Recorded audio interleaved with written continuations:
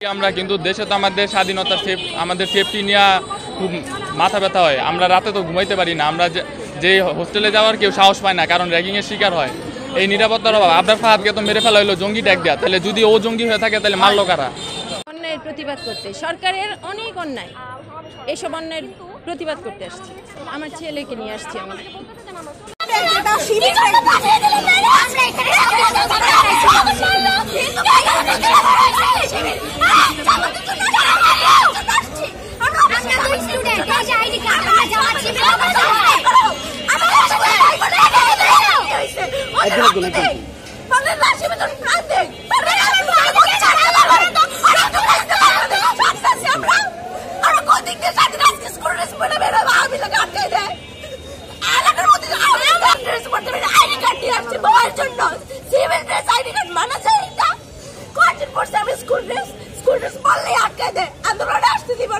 এটা কি স্বাধীনতা?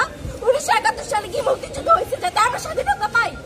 এই জন্য কি হয়েছিল? স্বাধীনতা তো আসছে সেই পরিবারের জন্য। আমরা তো স্বাধীন নাই, আমরা আসছি আমাদের আবার স্বাধীনতা দেওয়া। দেশটা তো কারো পাবেন না, আমাদের সবার।